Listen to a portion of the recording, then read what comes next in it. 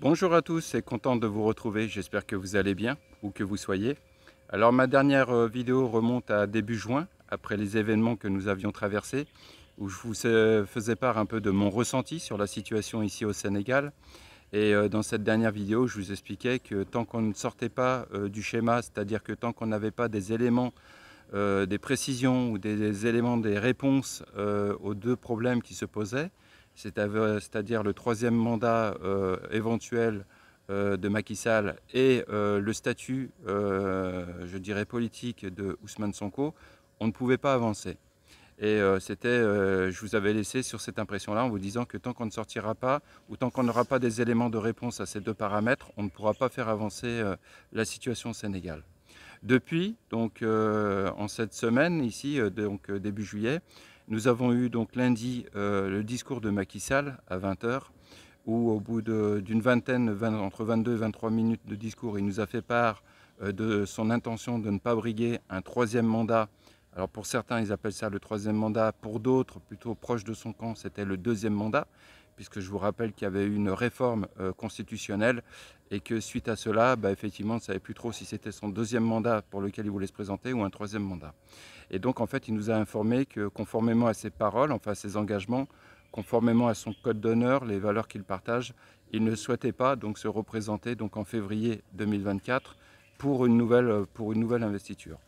Donc effectivement, ça a surpris pas mal de gens. Alors moi-même, je dois vous avouer que j'ai été surpris parce que j'étais persuadé en mon fort intérieur qu'il allait se présenter. Et en fait, j'étais persuadé parce que depuis des mois, j'avais pu constater que tous les proches dans son gouvernement ou ses proches au niveau politique faisaient la promotion de cette candidature. Et en fait, j'avais vraiment l'impression qu'on n'arrêtait pas de nous en parler en nous disant qu'il fallait qu'il continue, il devait poursuivre le travail commencé, le finaliser, et que de façon constitutionnellement parlant, il était dans son droit, puisque officiellement, c'était pour se présenter pour un deuxième mandat, comme la Constitution l'y autorisait. Donc pour moi, j'étais, je dirais, persuadé qu'il allait se présenter. À côté de ça, vous aviez des comités de soutien qui se mettaient en place. Le dernier, je crois que c'était un comité de soutien regroupant les maires du Sénégal, avec plusieurs milliers de signatures le poussant à se présenter. Voilà, nous avions en fait plein d'indices qui nous indiquaient ou qui nous encourageaient à penser qu'il allait se présenter. Et moi, bon, je fais partie de ces gens qui ont été surpris de sa réponse.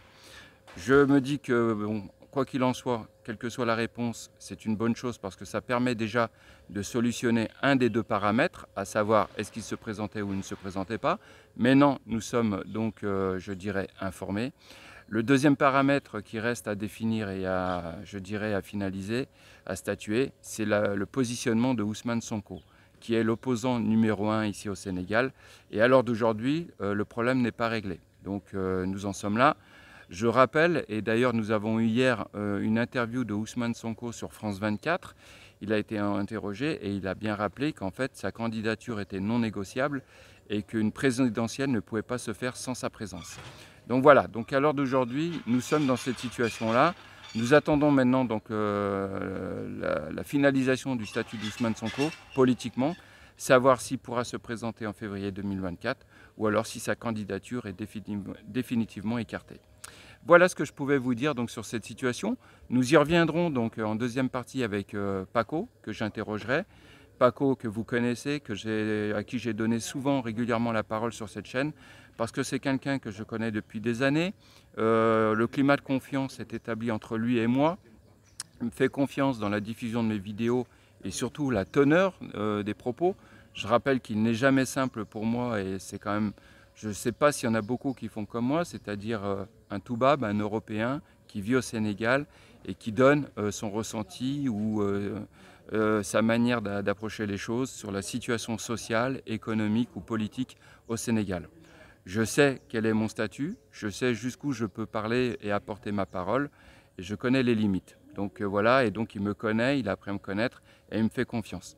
Donc dans cette deuxième partie, nous parlerons donc de la situation au Sénégal, comment il a perçu donc, le discours de Macky Sall, comment lui il voit les prochains mois, et puis la situation économique, parce que ça c'est une réalité, effectivement, suite aux événements, aux émeutes qu'il y a eu donc, début juin, il y a eu énormément de désistements, d'annulations de voyages et ça s'est ressenti effectivement sur le plan économique ici au Sénégal. Voilà ce que je pouvais vous dire. Donc dernière chose avant de finir cette introduction, il fait chaud. Là vous voyez, là je suis en moiteur. Il fait chaud, on sent cette humidité, ça y est, l'hivernage démarre. On a eu nos premières pluies et on nous avait annoncé que l'hivernage, donc la période des pluies, serait intense. Donc on va bien voir ce que ça va donner. Mais en tout cas, pour l'heure, on ressent cette moiteur. Je vous souhaite donc à tous, à tout de suite en fait, tout de suite après l'intro, avec Paco. Merci.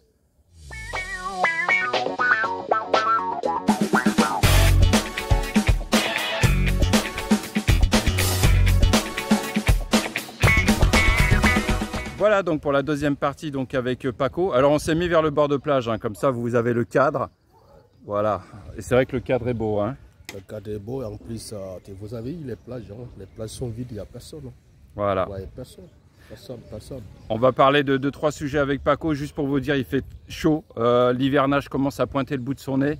On sent la moiteur, hein Paco hein. Ouais, je dis bonjour à tout le monde, les gens, les habitués de la chaîne. Je salue tout le monde, tous mes amis qui sont en France, à Lyon et tout, sans oublier personne, sans oublier Ibrahima et sa femme, Rougui et ses enfants. J'espère qu'ils sont en vacances.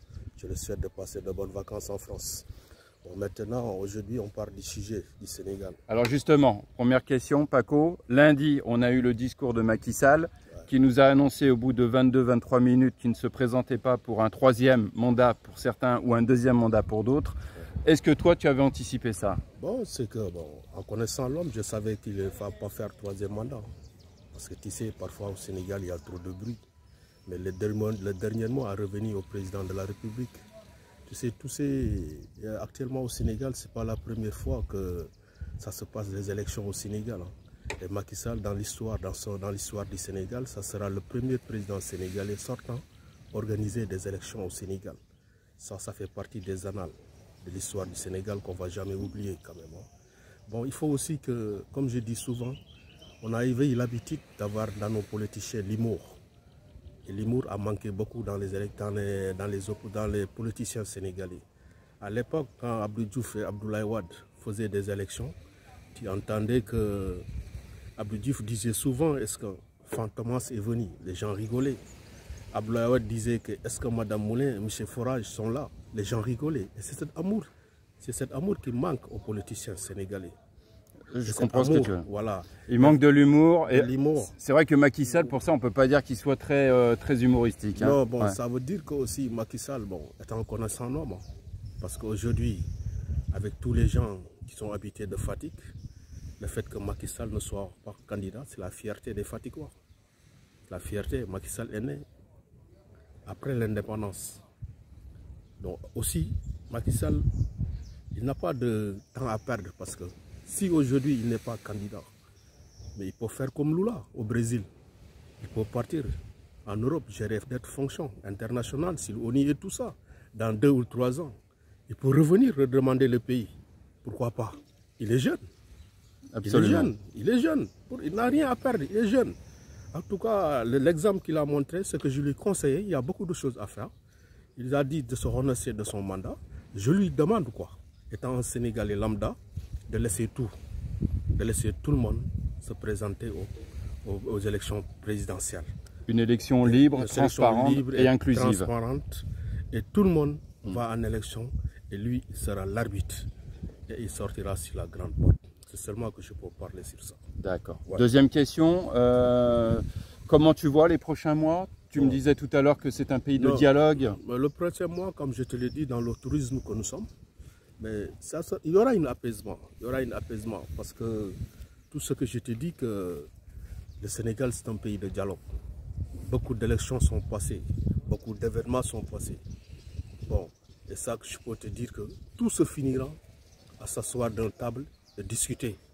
Et là, c'est le Sénégal qui gagne. Très bien. Parce que le Sénégal, moi, j'aime que le Sénégal. Moi, je dis que mon parti politique, c'est le Sénégal.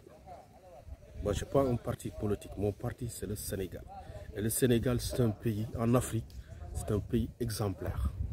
Quand l'Américain, il ne critique jamais l'Amérique parce qu'il aime son pays. Le Français aussi. Il ne critique jamais la France, il aime la France. le Belge comme ça. Et moi aussi, Sénégalais, j'aime le Sénégal. Le Sénégal, moi, j'essaye de vendre l'image du Sénégal. Actuellement, il n'y a personne. En mois de juillet, août, juin, tout le monde sait qu'en France, c'est les vacances. Il y avait des gens qui avaient déjà acheté les billets d'avion. Ils n'ont pas annulé parce qu'il y avait des événements. Mais justement, Paco, c'était ma troisième question. Comment économiquement, actuellement, la situation, c'est ça en fait, hein? Ouais, mais la troisième question, comme je t'ai dit, ils ont annulé leurs billets d'avion. Mais c'est des pertes pour le pays. C'est les pertes. Regardez dans les hôtels, il n'y a personne. La plage, nous sommes à 10h, 9h et quelques. Tu ne vois aucun blanc circuler. Tout est vide. Les gens sont tristes. Parce que le tourisme, c'est quelque chose de rentabilité dans ce pays. Combien de personnes le matin qui quittent Henbourg, qui viennent à Sali pour travailler dans le tourisme? Mais c'est des milliers de gens qui travaillent. Et actuellement, il n'y a personne qui ne fait rien. Et parce qu'on ne voit pas de touristes. C'est en juin, juillet, nous avions l'habitude. Il y avait des pêcheurs, les gens étaient là. Tu vois des Sénégalais de la France qui achetaient des billets d'avion. Et les billets d'avion, je vais en parler. Parce que les billets d'avion, il faut qu'on diminue les billets d'avion. Ça, c'est le fléau qui baisse le tourisme au Sénégal. Après par le Maroc, la République dominicaine et l'île du Cap-Vert. Parce qu'on a beaucoup de concurrence. Pour que le tourisme vienne au Sénégal, je vous demande qu'on diminue les billets d'avion. Mais pourquoi pas on ne peut pas diminuer les billets d'avion? Parce que les gens vivent du tourisme au Sénégal. Quand ils vont au Cap Skirring, au Sénégal oriental, dans les îles du Saloum, Delta, bon, tous au Saint-Louis du Fleuve, dans les déserts de Lompoul, tous ces gens-là, ils vivent du tourisme. Le tourisme est très vaste. Combien de populations sénégalaises qui vivent dans le tourisme? Même la femme qui vend des cacahuètes vit du tourisme quand même. Mais donc, il faut qu'on essaye de nous diminuer les billets d'avion à un prix raisonnable et les touristes seront là. Mais regardez les plages, comment ils sont vides. Les restaurants, il n'y a personne. Il n'y a personne et pourtant, c'est les vacances en France. Je vous demande et je vous lance un appel. Encore, vous venez en vacances au Sénégal. Les hôtels sont là, les plages sont là, on a un bon climat. Pourquoi pas? Mais le Sénégal, c'est un pays stable. Et je vous dis et je vous remercie. Et en plus, les gens qui sont à l'extérieur, je vous conseille de vendre l'image du Sénégal, une image les Sénégalais de la diaspora. Les Sénégalais de la diaspora. Il faut vendre cette image, le Sénégal, une image qui est bien. Parler de ton pays, quelque chose de bien. Mais souvent, tu ne peux pas être Sénégalais et parler des choses du Sénégal. Ce n'est pas bien ça. Ça, ce n'est pas beau. Au Sénégal, on l'aime. Moi, j'aime mon pays et je dis Sénégal rec. Super. Ouais. Et bah, sur ces belles paroles, Paco, je te souhaite une bonne continuation. Prends soin de toi. Et quant à vous, je vous souhaite une bonne semaine. Et puis, prochaine vidéo bientôt. On va calmer un peu la cadence parce que, bon, ben, pour moi, je vais essayer de souffler un petit peu. Puis c'est calme, comme a dit Paco, c'est très calme. J'aimerais me concentrer sur d'autres choses pour l'instant. En tout cas, prenez soin de vous et à très bientôt. Ciao.